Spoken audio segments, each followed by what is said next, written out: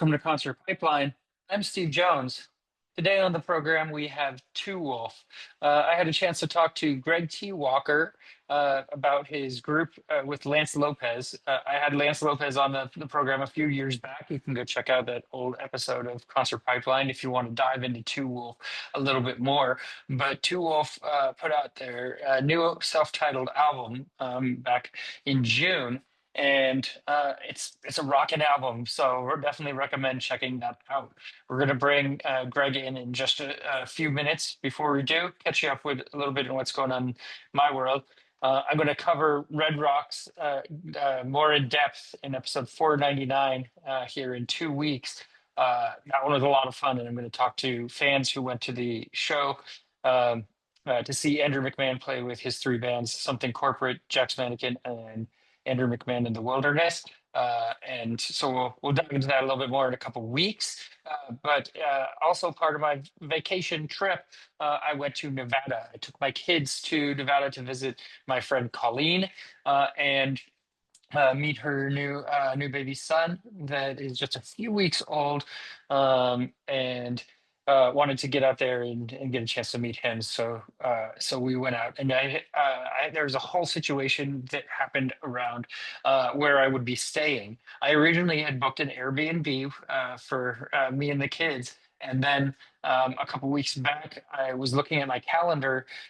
Yeah, I was looking at it wrong. I was looking at it in 2-day view, and I thought that I had booked the Airbnb for the day I was coming back from Colorado, which wouldn't work. So I canceled it, and then immediately realized my mistake after canceling it, and had a fiasco with Airbnb, who just jerked me around left and right over the 3 calls that I had with them.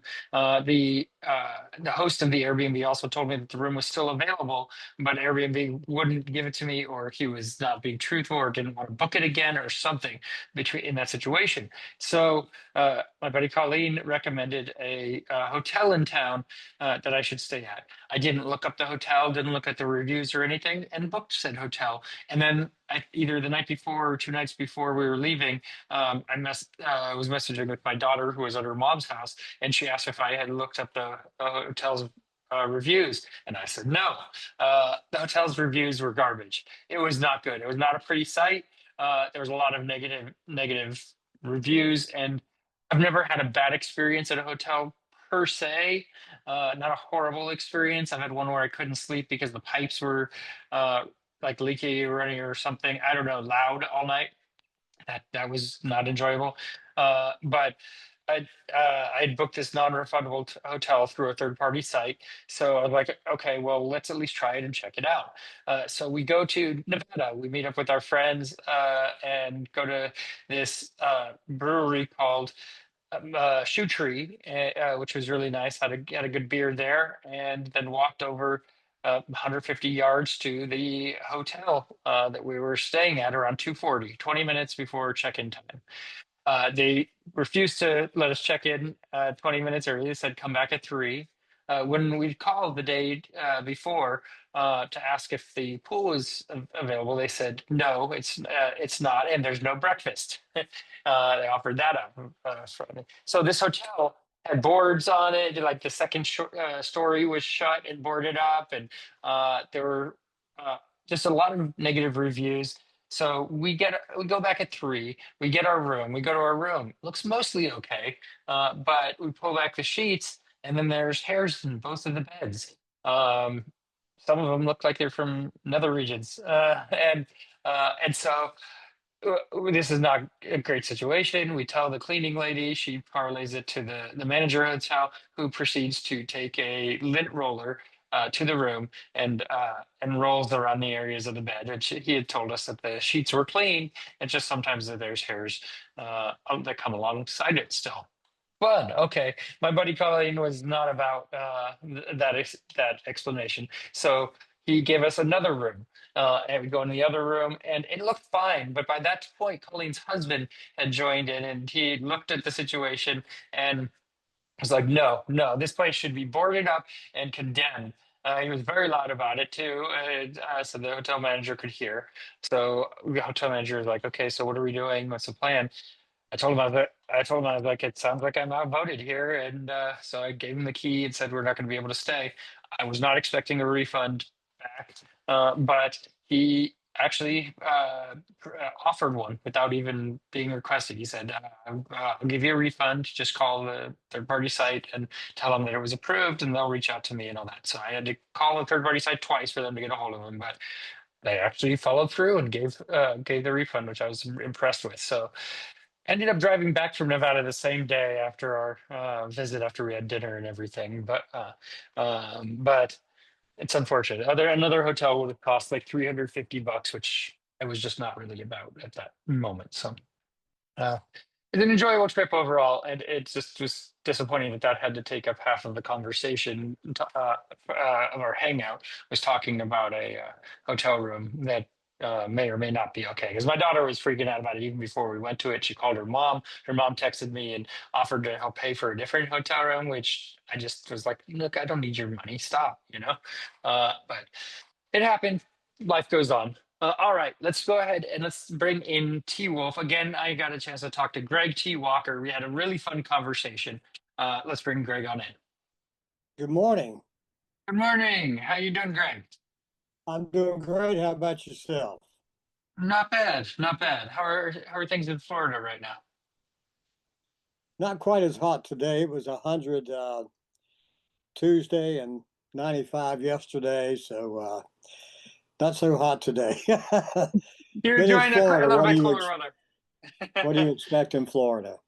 Yeah, apparently that, right? And you get some rain here and there, and A little bit, yeah, and that's always a blessing. yeah, yeah, no, Keep, no. keeps my gators wet. Yeah, yeah, I bet. I'm out on the West Coast, and so we usually get pretty hot in the summer, like up to 102. But it's been a cooler summer than usual. It's actually pretty surprising how cool it's been for the most part. Yeah. Yeah, but that's cool. We're here to talk about your music today. So yeah, I appreciate you taking the time.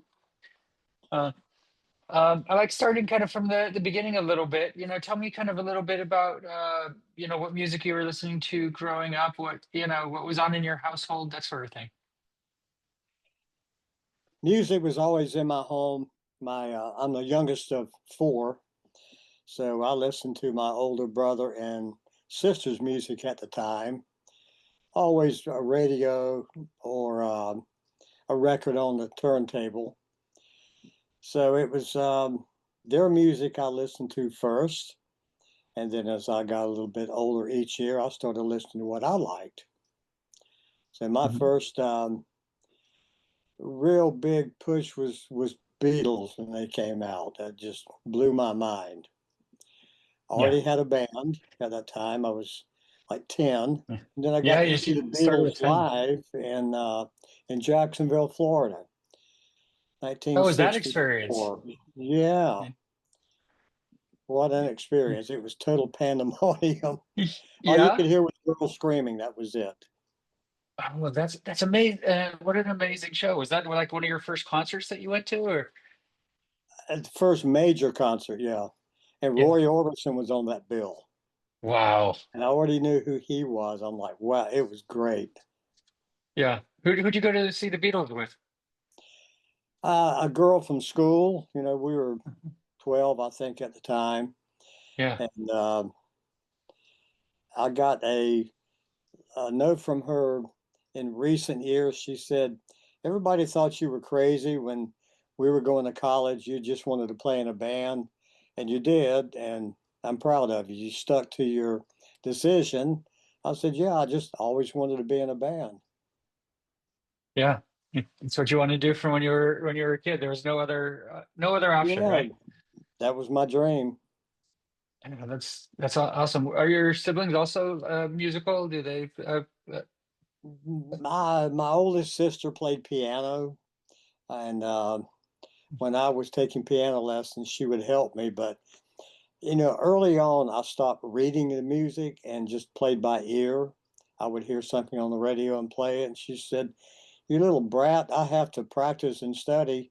You just hear something, you turn around and play it." I mean, single notes, nothing complicated. Yeah, But yeah, no, my brother never played, or my other sister at all. no, yeah. And so, I mean, tell me kind of about the longevity of playing with like the same people, because you were, I mean, your first band that you started in when you were 10, I mean, Hmm. those they ended up being in Blackfoot and people that you played with for many, many years, right? Tell me, Yeah, Ricky Medlock and Jackson Spires and I grew up together since kindergarten. So, we played in the in a room in a house from time to time. But at the age of 10, we actually formed our first band. It was three-piece, and we had a bass player for a short time, just a school friend, and that band was called the Rockin' Aces. And I still have that Mhm. bass drum. It's a wooden bass drum, had four lugs on it, skin head, calfskin head, and we took a pencil and a ruler and wrote the name, the Rockin' Aces. I still got that drum. Yeah. And then you fast forward a few years, we one of us would join another local band, and but normally there were always two of the three of us in a band at the same time. And Yeah. then at 18, Blackfoot was formed with the three of us and Charlie Hargret, and the rest is pretty much history. Yeah. Well, so t tell me about kind of your time with Blackfoot and kind of the formation there. I mean, because like that obviously was a pivotal band for you. That's a big part of Hmm. your legacy. So tell me kind of about how you kind of developed your music creatively with Blackfoot. Yeah, in 1969, we got after a few rehearsals, we got a gig at a club in Gainesville, Florida. Hmm. 6 nights a week, 5 sets a night for 6 months.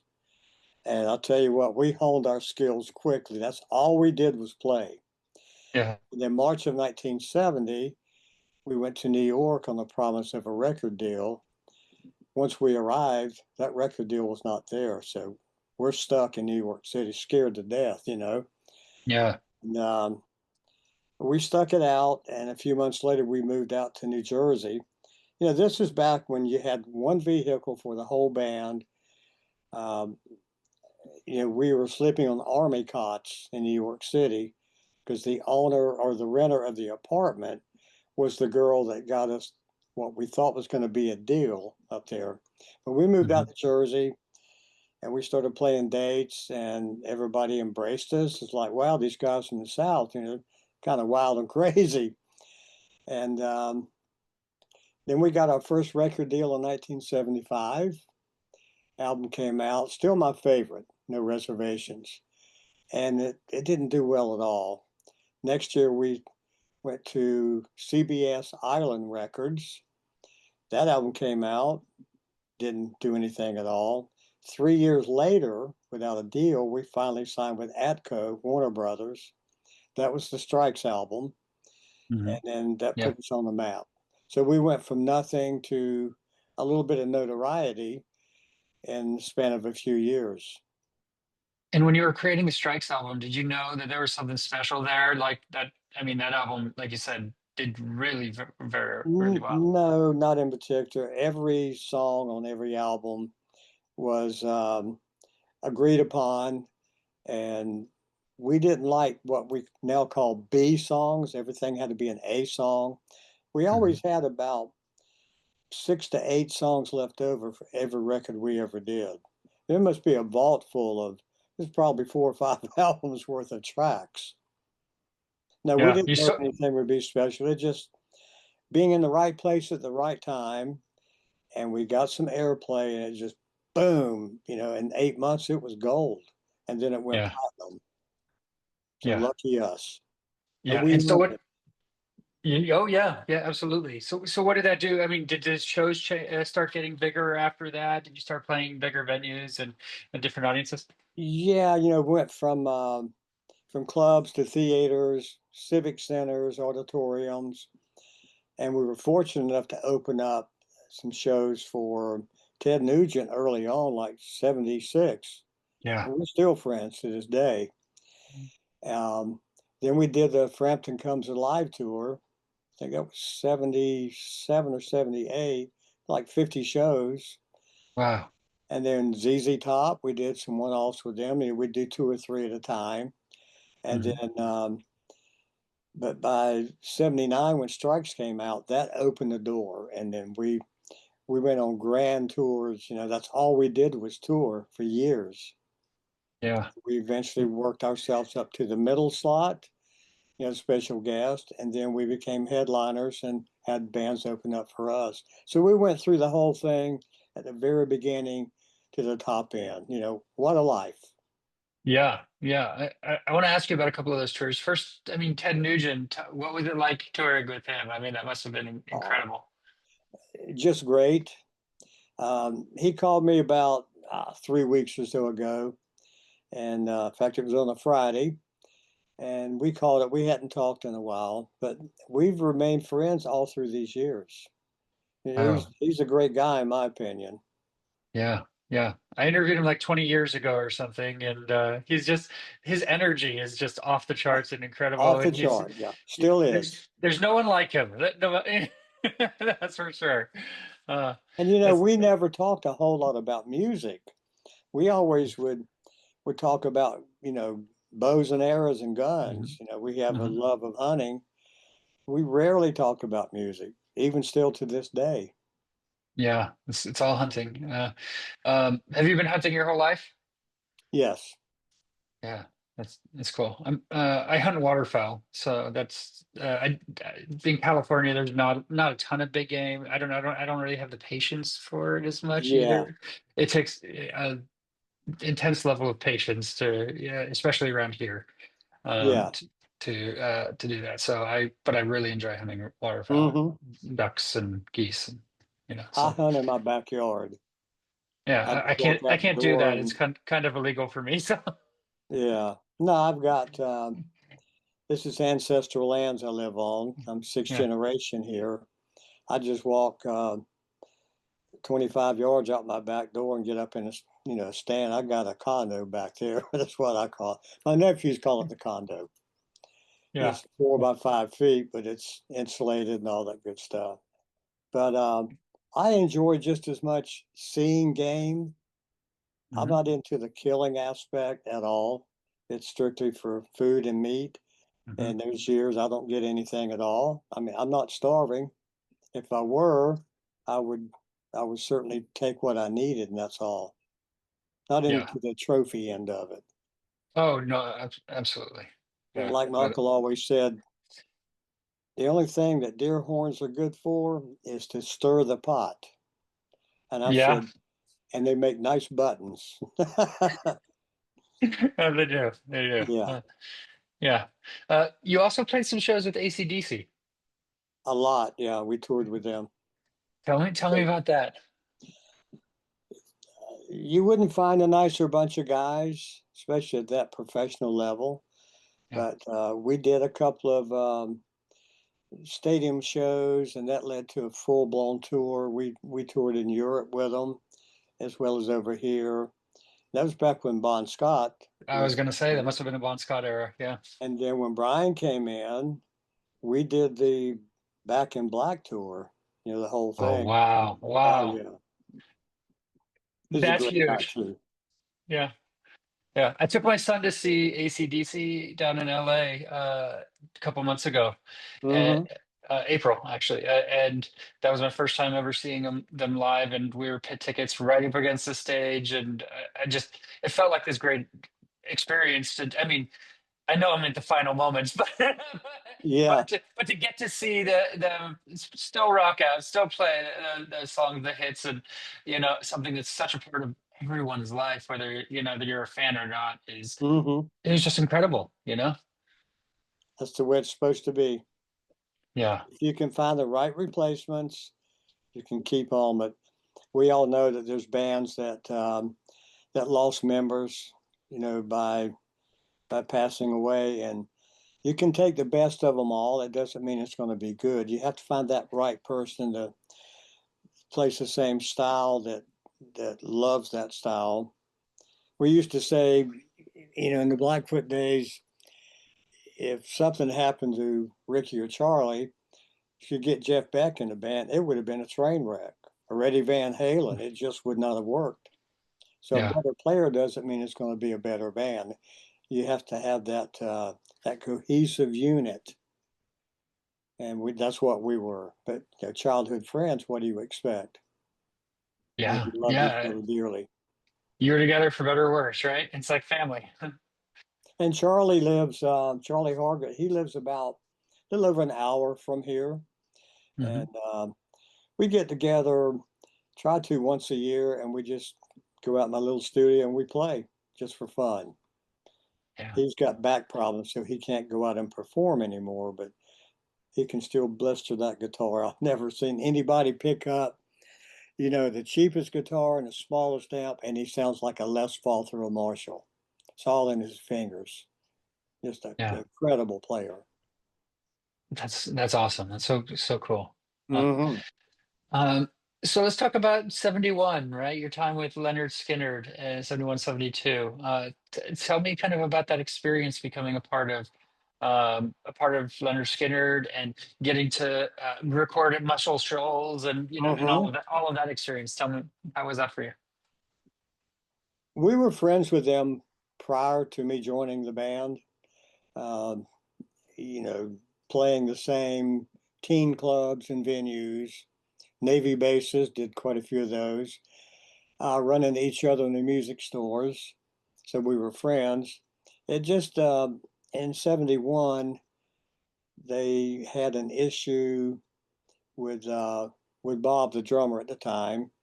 So Ricky had been a drummer prior, and we've all been drummers. Every musician's been a drummer for at least 5 minutes. Yeah. So Ricky got in the band, and then a few months later, he called me and he said, "Now we need a bass player." So Blackfoot was kind of going through this hiccup moment. We weren't Hmm. really playing anymore. So I joined, and we went to Muscle Shoals. After a week of rehearsal, we recorded a complete album. And after about, I think, 8 months of my time in the band, I really missed Blackfoot because it's kind of my baby. Hmm. So I asked Ricky, would he consider leaving, because I wanted to leave the band and put Blackfoot back together. And he said, absolutely, we need to finish what we started. And so we parted, great friends with the rest of the Skinner guys and remained friends up until the tragic end of them. And but it was a great time. We got along fine. Gary and Ronnie used to come over here, and we'd squirrel hunt, and we would eat what we got. Hmm. And I mean, none of us had a car, so Ronnie's wife Judy at the time would bring us over here and drop us off. And it was a one-room hunting camp at the time, which is my home today. I added on a couple of rooms. What great memories! And we wouldn't Yeah. even bring guitars with us. We came over here to get away from it, like 3, 4 days at a time. Yeah. So a great friendship and a musical friendship as well with Skinner. Absolutely. And so tell me about how the dynamic kind of changed when you went back to Blackfoot. Did it gel better after kind of the separation, the little break? Um, it at least started off where we left off, real good terms musically, and quickly, all four of us were like, too bad we wasted, a year. Yeah. But a lot of bands go through that. So we were delighted to get back together. We worked really, really hard and started playing a lot. We moved back up north, and because they still thought these crazy guys from the South were just never seen anything like that. Yeah. And we just kept plugging away, and then we got our record deals, and we finally hit the right one. Yeah. But it That's was that's great. great, that reformation. Yeah. And in 79 you toured with the Who. Hmm. And how was that tour? How are, Actually, I think that we did one show. I believe it was 1980. oh, okay. We did a U.S. Canadian tour, like 50 shows, I think, 45 shows, Wow. and still got my little laminate from that. Yeah. And then a couple years later, we did a U.S. Canadian tour with Deep Purple. We had done a couple of Mm. one-offs with them. What an experience! And both those bands, that's in that upper echelon caliber. They treated us like we were the Beatles. They couldn't do enough for us. Every day, like, you guys got what you need. Is our crew good to your crew? Yeah, yeah, man. Just very nice guys. Yeah. I mean, you probably didn't expect it going in, right? Like that level of generosity, like from bands like that, right? Like, but it just made you feel so welcome. Yeah, and most bands did. There was Mhm. a couple I won't mention that kind of jerks, but we got Mhm. up there and did our set and said, "Okay, you got to follow that." But we had some Yeah. great shows with many, many bands. Yeah, yeah, that's incredible. And I mean, in terms of kind of the different instruments that you've played, I mean, you started with the ukulele at age 5, and Yeah. I know you had some piano after that and saxophone and everything. Tell me kind of about how you developed through the different instruments that you've played. When I was formulating the plan to get all of us childhood friends together in the same band at the same time, I didn't think quite far enough ahead. So we had the drummer, guitar, and all that stuff. And I said, "Oh, wait a minute, who's going to play bass?" And they said, "You are." I said, "I've never played bass." He said, "It's the only thing you never played. It's about time you learned that." I went, "Okay." So Ricky had a Hofner Beetle bass. That's what I started on. Mhm. I said, "Well, I know how to play guitar chords, so the notes are the same. This only has four strings. I think I can handle that." So I became a bass player instantly. Quick, And, just picked it up and 6 nights a week, 5 sets a night. It wasn't long. I learned my way around the fretboard pretty good. you're thrown in the deep end, and you got to do it. So Yeah, I got it by default. yeah, yeah. Do you still play the other instruments, or do you stick primarily to bass? Yeah, once in a while I'll hear a song on the radio that's got a really great sax part, and it makes me want to go out there and pick mine up. Last time I did that, did not sound very good. Yeah, So I don't play it anymore. Um, I just stick to bass. I still like to play piano. I have one in my living room and one in the studio. I just enjoy playing piano. yeah, that's that's cool. So let's talk about Two Wolf a little bit. So tell me about kind of how you met Lance and kind of built that friendship, that sort of thing. I formed Two Wolf in 2015.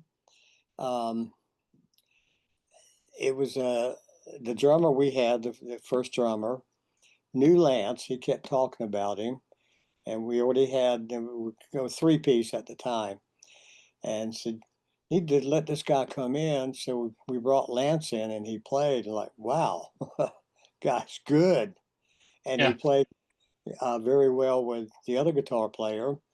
But Lance had a lot going on at that time. He had like a run of dates coming up. A couple of months later, he's going to be gone like 3 months. Well, that's not going to work out for us. So we brought Chris Bell in. I had known Chris at that time 4 years, I think, and so I already knew about his ability.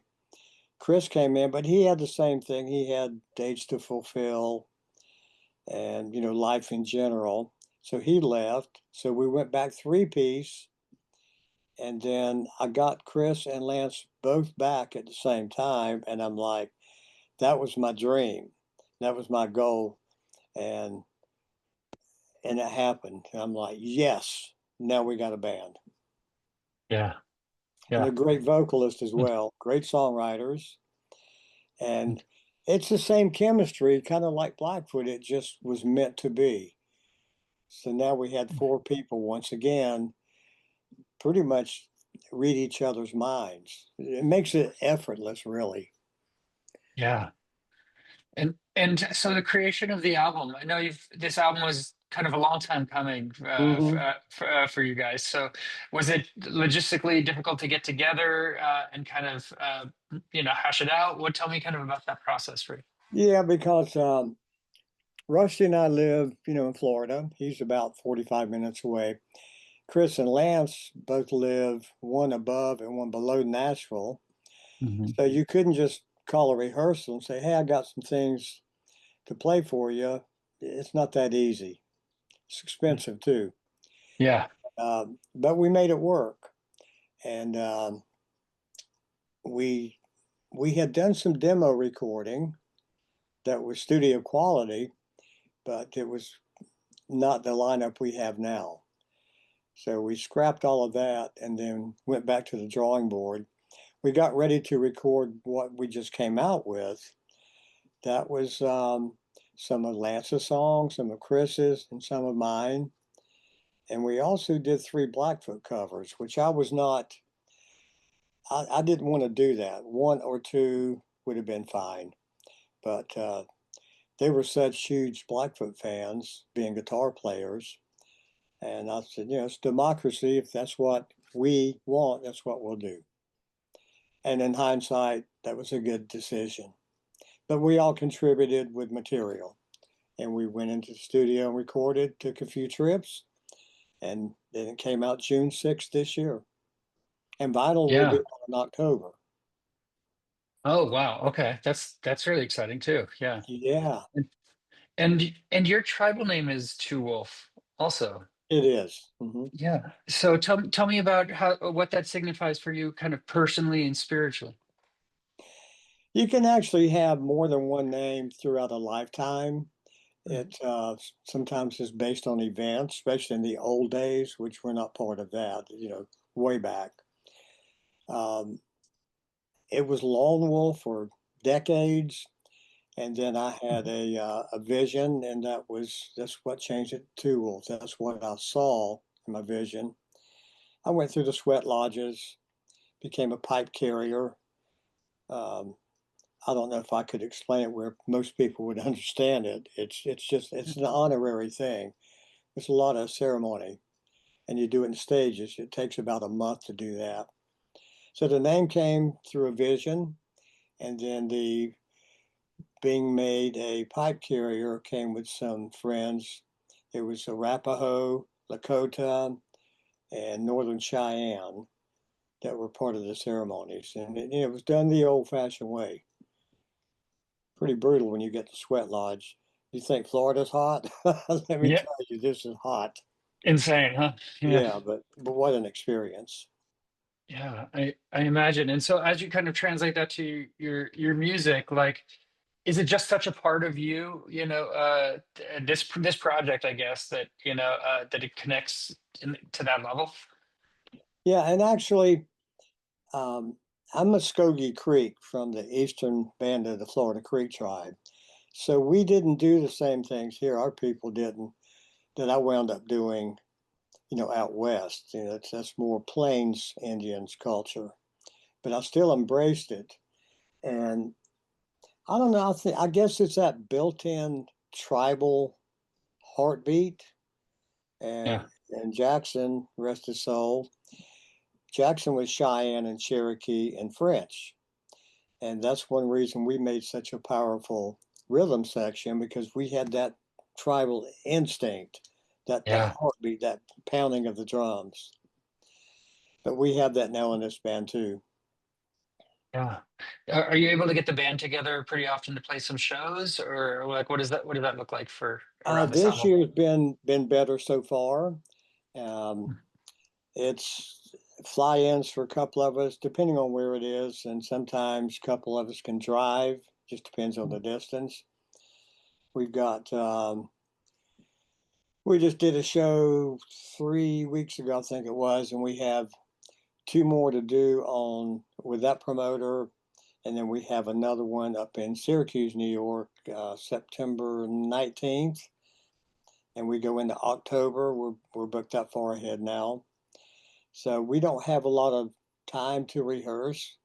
When we do, we're always like throwing out an idea. Hey, here's something I've been working on. You like this? And yeah, okay, we'll pursue it next time. Or yeah, it doesn't do much for me right now. So okay. So you Yeah. just do it Yeah. when you get the opportunity.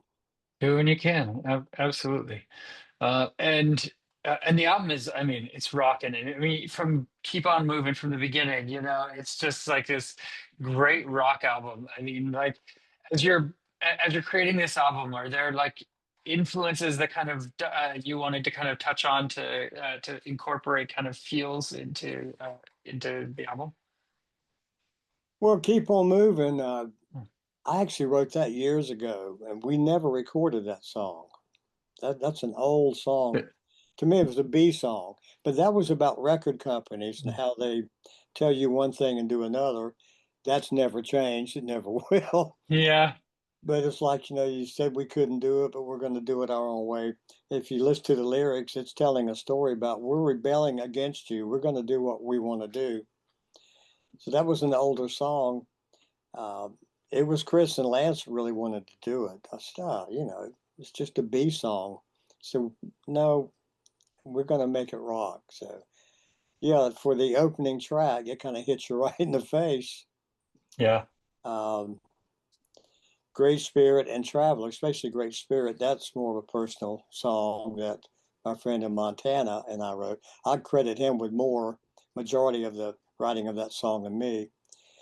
But then the other tracks that Chris had written and Lance, it's you just put all these in a big pot and stir it up, and every bite's good, you might say. yeah. It's a It tasty it, meal. it fits, yeah. It's a powerful record.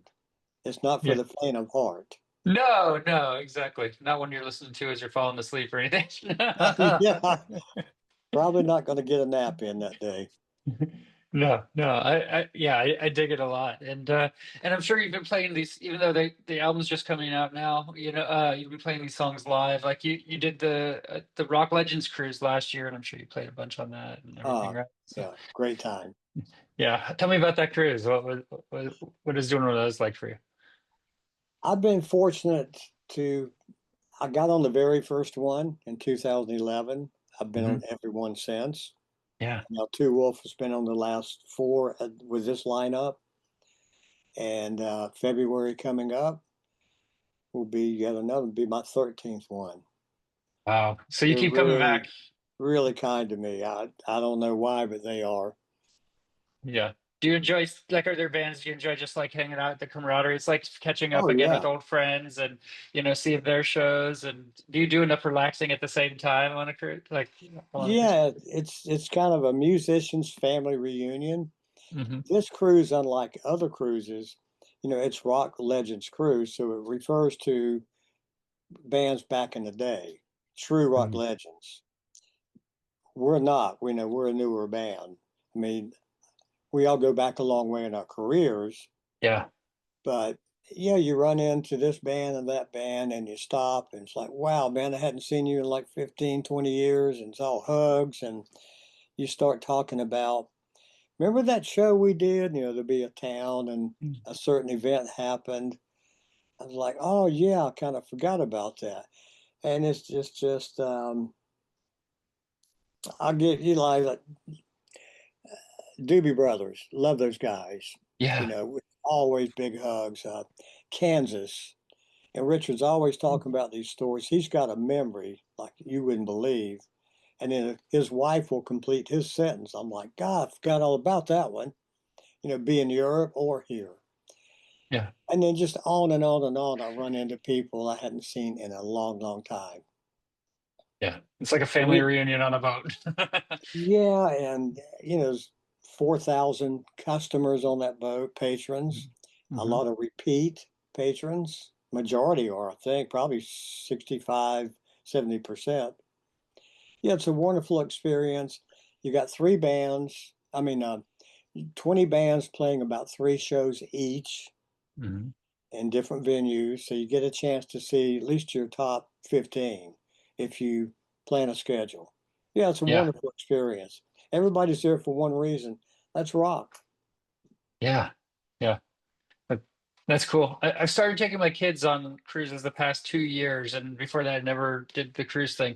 But I haven't done a rock cruise yet, and I need to get out to one. And I really want to get to one that's from Florida too, because out on the West Coast, it's just harder to logistically get into the East Coast because you have to Yeah, build all that into it. Easier to just drive down to LA and do a cruise from there. But man, I mean, there are some good cruises that go out that way, and yeah, you got to do it. It would be worth flying from where you are to Fort Lauderdale, yeah. and that's where we're going to leave out of next year, which normally we do.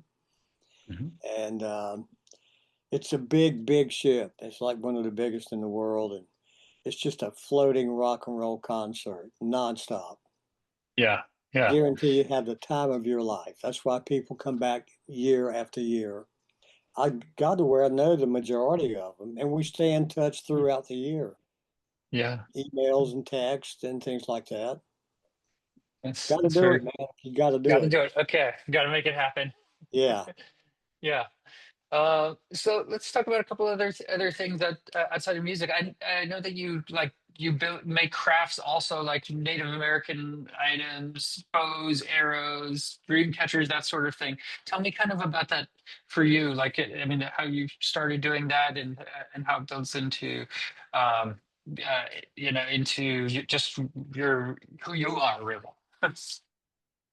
It wasn't so much my upbringing because I didn't know a lot about my culture coming up. It was on my mother's side, it was forbidden to be even spoken. You about get your face slapped. It was like embarrassing, and it was that time of the century. Uh, you just didn't want to tell people that you were native at all. Wow. My dad's side wasn't so bad, but fortunately, my grandfather on my dad's side taught me most of what I know. And when I was just a kid, I'd sit on his knee but he would cry sometimes. It was sad for him. Not what happened to him, it was his parents, another generation before that, stories he was told. But I just had that urge, and I always loved archery as a kid.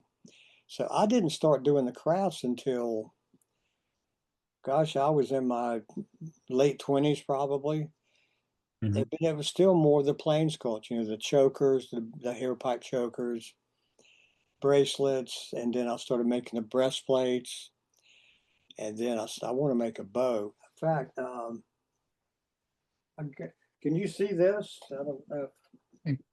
Yeah, I see it hanging there a little bit. Yeah. That's the bow I made. Oh wow.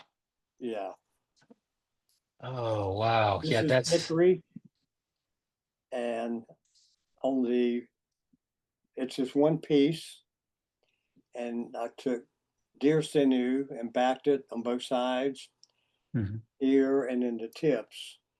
And it's about a 48-pound pull, something like that. And It's beautiful. Is that snake skin or gator? that snake, Oh, and I'm okay. scared to death of snakes. That's what's weird, I pick it up, I'm like, ooh. Uh, Yeah. Part of it's a rattlesnake, and the lower limb is what we call an oak snake or a rat snake, non-poisonous. They're the good ones. Yeah. So I put all that on it, and I wrapped the tips and the middle section more than the main body of the bow just to strengthen it. And that deer sinew, once it dries, it's pretty much unbreakable.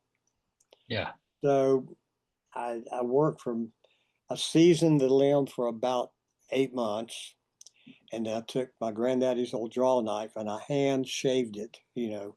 First I made over there, which you can't see, and I made it too thin. It wouldn't shoot from, here to the front yard hardly. So I learned go slowly, carefully. Mhm. So that's about a 48-pound pull. Wow. And I got it ready. I practiced months and months, every day almost. And the first deer I got with it was a 6-point buck, and it's like 22 yards. Yeah. And hit where I wanted because I practiced that shot up in a tree, shooting down at a target because you Hmm. have to adjust for that, uh, being high to low. Because Right. when the arrow comes off the shelf, it wants to go up and then it levels out. So it's a short range bow, but I'm proud of that one. Mhm. Yeah, no, it was beautiful. Yeah. Then I made a few other things out of deer horns, like table decorations, Hmm. and used elk skin to make certain things. And I've got a lot of supplies still. I just kind of got burned out on it years ago. It's been a long time since I even made anything for myself. Yeah, you just kind of moved on, really. Yeah. From, yeah, yeah. But you still raise horses and do that, right? Like, No, I'm when I moved from Texas, where I had a lot of horses, mhm. moved back to Florida. We had fires here about a year before. It burned over 100,000 acres. Wow, It came within 60 yards of this house. That's where it stopped. wow, So yeah, my sisters named this fire lane that we call it Angel Crossing because that's where it stopped. I mean, I can yeah, look out my doors down the road. I can still see charred remains. It burned up everything. It was intense. So I didn't have any pasture. It wasn't fenced, had not been fenced in years. And I wound up selling all my horses. My main two broke my heart, but I got into rescue work through the American Indian Association. hmm, And I don't know how many I went through. I'll guess 25 or 30. sure, I would nurse them back to health and get them adopted out, to the right people. That was very rewarding. I only lost one, and when I got it, it had a puncture in the back hip. I thought it got shot with a 22 or something. Turned out it had yeah. cancer. Oh, wow, So they sent a vet crew out, loaded it up, called me that afternoon. They said it's bone cancers. They showed me the x-ray. It looked like Swiss cheese. It just all the pelvic bones, just yeah. holes had ate him It's up. horrible. That's horrible. Yeah. Yeah. So they had to put him down that night. But all the rest are Mm. success stories. Loved it. I enjoyed it so much. I'd just go out and sit down in the middle of a field and watch horses be horses. And I think you learn more from that than reading a book or watching a video on it. You just watch Yeah, them be them. Very yeah. interesting what they do. The body language, the ears, the head posture, all that stuff shows signs. So I learned a lot. Can't And read that in a book. Yeah, yeah, I miss it here. yeah. I'm sorry. Well, I'm glad your house is okay too. I mean, Yeah, that was 2001, I believe it was. Yeah. that's that's scary. That's scary. I mean, a couple years back, 2017, like there were big fires Mm, in our area, and I lived in yeah. Napa, California, and I came up right behind my house. I had to evacuate for a couple weeks and stay with a friend, and like for a couple days, I didn't know if the house was even still Yeah. there. Like Well, I even last figured, year you had fires out there. oh yeah, yeah. I mean, My it's gosh. it's That we it. were talking to Vice President Cleopatra, and in the middle of a sentence, he says, I smell smoke. We're like, what do you mean? He goes, I smell smoke. And that turned out to be, it was getting, where I haven't been out there in a while, but wherever Mhm. that's located in LA, Yeah, uh, Southern, yeah, Pasadena area. Yeah, yeah, he didn't have any damage after it was all done, but he could smell it, and he said it's yeah. pretty intense. Oh yeah. Because we all saw the footage, and oh my gosh, I just can't imagine that. No, I mean, in a minute, your life changes, and everything's uprooted, and you just can lose out anything. I mean, everything's temporary, Yeah, really. So it's scary for sure. you can Yeah, build a new house, but you you can't can. replace what burned up. That's what I always think about. I mean, I Yeah. got my walls are covered in guitars, Uh-huh. but you can replace guitars. I mean, I don't have any Yeah. vintage, 1950 stuff. It's all newer. Mhm. So you can replace that. But the heirlooms and things go back to my great great grandparents that I have. It's priceless. Irreplaceable. Yeah, yeah, I know. And you don't think about when it happens because you don't really prepare for that. You can't really prepare. You don't think about Yeah, what to grab. You're just like, okay, what do I need immediately? Get out and then get out. And then you always second guess, I mean, like, yeah. yeah, I know afterwards my it's sisters called me because I was, like I said, I was in Texas, and one morning they'd say, "Looks pretty good now. It's calming down," Mhm. and then in the afternoon they go, "No, it doesn't look good. It flared back up." They had the Forest Service in here with tankers and dozers and V blades, and adjoining, not adjoining, but a neighbor uh, brought over a big horse trailer. So they gathered up all the four wheelers and this and that and the other, put it out in the middle of a field, took a tractor with disc, made a bunch of circles around it. And so when the worst day hit, my sister says, "What do you want out of the camp?" And I said, "There's one set of deer horns from my dad. The day he died, he shot a buck."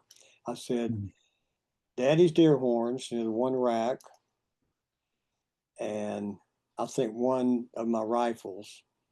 And I said, "The rest, let it go. Yeah. It's just stuff." Yeah, you got to be okay letting Fortunately, go. it stopped about 60 yards down the road. Yeah, that's so great. Helicopters drain the ponds. They're scooping up water and there's nothing but mud. It was a bad drought year, too. Yeah. Yeah. Got to get that rain. Um, Well, Greg, as we wind down, let me ask you one question, and it might be a tough one for you because you've been to so many. But Okay. like, if you had to choose one, what would your favorite concert be? Either one you've played or one you've been to. I told somebody a couple of days ago, it was in Germany. We we had done some shows with Iron Maiden. We had brought them over Mm. here, and then we went over there and we'd open up for them. And at the end of the night, we all got up on stage. So we had two bass players, two drummers, four guitar players, and we did ZZ Top song. Yeah, It's crazy. So that one stands out. Um, the first show with the Who that led to us going on tour a few months later hmm was overwhelming. I mean, like, wow, we just opened for the Who. yeah, I'm sure there's others that are at that same level, but that's the ones that just kind of jump out. yeah. Those Because moments that just AC/DC, that was always great. The first time with them, like, wow. But they were such nice guys. They were just like you and I. Hey, man, how you doing? Good to yeah, meet you. super No friendly. star crap. Yeah, I've met my share of those too. yeah, yeah, absolutely. Well, Greg, thank you for taking the time and yeah, shedding some light into your music and the new Two Wolf album and everything that you've got going. I mean, it's really a pleasure to speak to you and to hear some of your stories and everything along those lines. Um, I wish you the best of luck with the album release and the shows you got coming up and just enjoying your time on the land. We will. I'd bet money on that. Yeah, Um, we toward the end of recording the record, we were already saying, "Man, I can't wait to start on the next one." We hadn't even quite finished the first. We were near the end, already thinking about the next one. you're ready. You have some songs ready for it, or are you just We've taking it? we've tossed a few around between us, yeah. Yeah. Not finished. One of them's near finished, but that's what I was saying earlier. When you get together and rehearse, when you tuning up, warming up, somebody will start playing and go, "What's that?" "Oh, something I've been working on for a couple of weeks." That eventually may become a song, may not, but hmm often it does. Yeah. Well, And that's thank you for exciting. your time. I'm very new at this, and Yeah. I'm having a ball with it. Oh, absolutely, absolutely. Yeah, I talked to Lance a couple of years ago and had him on. So when the opportunity came, I was like, I want to talk to Greg. I've talked to Lance, so Yeah, I want to hear some of your stories. It's just always a good opportunity to get insight. Everybody's got a story, and uh, I eat it up. I'll say that. So I have lots of stories. It's hard to figure out where to start sometimes, but there's a lot of them. you think It would about be writing a like a book? month-long podcast to do that. I'd have Good. to write it down. Might put it into a book or something. So. Thought about it. uh, I've got so many great stories. Uh, I'd never bash anybody or, talk, No. throw dirt at somebody. It's just when you spend time using good energy on negative energy, it drags you down. We probably all been guilty of that for a moment. Oh But yeah. I've got such great stories. It's been a heck of a life. Yeah. We Yeah. got to tour with the world's best, and we're treated equally, and we were respected because I mean we're like starstruck, like wow, I just shook his hand, and we're fans too. Always Yeah. will. Yeah. What a life indeed, for sure. So yeah. Good Well, life. yeah. Well, Greg, have a great rest of your day, and yeah, hopefully be hearing good things from you soon. Okay. I hope so. Thank you very much, and hope we do it again. Sounds like a plan. That was my interview with T Wolf here on Concert Pipeline, and that takes us to the final segment on the program, the music news.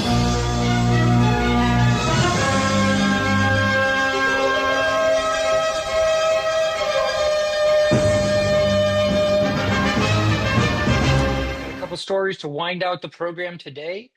First off is the Paramore story. Hayley Williams, the lead singer of Paramore, just dropped 17 new songs, including the anthem track True Believer, but don't call it an album, apparently. She previously released the solo projects Petals for Armor in 2020 and Flowers for Vases in 2021. So she puts out a decent amount of her own solo music. And she apparently had a surprise performance of one of the tracks at a show recently last week, and so has been just uploaded all of the songs online. They're not on Apple Music, I noticed, so you got to go somewhere else. I think I listened to a couple of the songs uh, on YouTube somewhere, so you could get some of them there, but. Um, I don't know. I like Paramore a little bit better than her solo stuff. It didn't really do it for me. But if you're a Paramore or Hayley Williams fan, worth checking out. All right. Justin Timberlake revealed that he has a Lyme disease diagnosis. He's been battling some health issues, getting announced this just as he concluded his Forget Tomorrow World Tour. And he opened up about his diagnosis, saying he wanted to shed some light on what's been going on with him. He said, "Living with this can be relentlessly debilitating, both mentally and physically. When I first got the diagnosis, I was shocked for sure, but at least I could understand why I would be on stage in a massive amount of nerve pain or just feeling crazy fatigue or sickness." For those that are familiar, Lyme disease is a bacterial infection with the bacterium Borrelia. Bergdorf Fairy being the most common cause. So it's transmitted through the bite of a particular tick. You often hear about Lyme disease coming from a tick, and there's three stages of Lyme disease, which can include flu-like symptoms, dizziness, chest pain, facial nerve paralysis, other stuff, and other kind of things as well. He went on to say that he was faced with the decision to stop touring or to keep going, writing that the joy that performing brings me far away the fleeing stress my body was feeling. So he, I think, just wanted to finish his tour, and now he's going to go deal with the pain that he's been experiencing. Really, that sucks, and hope he gets well soon. Ozzy Osbourne, obviously, we talked about past last week, and so many people have been doing tributes this week, which is always beautiful to see. So many people have been sharing stories of Ozzy Osbourne. Billy Corgan said, "I saw nothing in his spirit that told me that he was anywhere near the end of his life." And he also recalled what it was like to be one of the only people to see Black Sabbath do their final sound check. Um, when he played at their show. So that he was age 76, and he was surrounded by love at the time of his passing. Um, Corgan shared how it's been a beautiful thing to see such an incredible outpouring of tributes, and he said recently to be with them on that day, it was like a magical dream, and it's been such a high. It was such an amazing event to be a part of. It was the greatest musical event I think I've ever been a part of as sort of a one-day thing. It was so incredible. Everyone was playing their hearts out because there was so much love for Ozzy in the band. And he said he was obviously not at 100%, but I saw nothing in his spirit that told me that he was anywhere near the end of his life. Some people are speculating that it was an assisted suicide. I mean, he's been in so much pain with his Parkinson's. Maybe he wanted to go, and they might be just be keeping that hush that they did an assisted suicide, to help relieve Ozzy's pain. But what a loss! What a loss! Zach Wilde also revealed his final text from Ozzy before his death. He did a recent interview with Guitar World. He said that the final text he received was right after playing the Black Sabbath show. He didn't go see Ozzy backstage after the show because there were so many people backstage. He said everybody and their mother were in the backstage dressing room, and I just wanted to give him a break. He said the last text I got from Oz was saying, "Zachy, sorry, it was like a madhouse back there. I didn't see you. Thanks for everything." He said it was just like us saying, "I love you, buddy," and that was it. And he said the concert was business as usual. And his number one priority was Ozzy Osbourne's happiness. Said it was pretty amazing seeing Oz on stage when Sabbath got done. That was the last time I saw him. So pretty sad and tragic. Everybody knew that this was the last concert, but they didn't know how soon he would be going for sure. And one more update on the Sabbath concert with Megadeth. They explained their absence from the Black Sabbath and Ozzy Osbourne farewell gig. They were only one of the traditional big four metal bands not to appear at the show. The show took place on July 5th, of course, and in an interview with Burn Magazine, he was pointing out to Lamenzo, who's I think the bassist in the band, about them being the only one of the big four not to play. He said, "I'm going to let the cat out of the bag. The truth of the matter is, I don't believe that anybody asked us, which was fine. Not everybody gets invited to the party. But at the same time, when we were in Europe last week, Dave Mustaine said that he was reaching out to everybody and telling them that we were in the neighborhood and that we were close enough to come. And if they wanted us to, we could stay over a few days and work it out if they wanted us to. I don't know what our manager had accomplished with that, but it didn't get accomplished, so we just came home." So apparently, no one wanted Megadeth at that final farewell show in England. And I remember Sharon, Ozzy's wife, saying something about a band who asked for a lot of money to play, and she was not about that because it was a charity gig. All right. Oasis fans set a new Wembley Stadium record by drinking 250,000 pints. Apparently, approximately 400 or 4,500 kegs are being moved into the stadium for each show.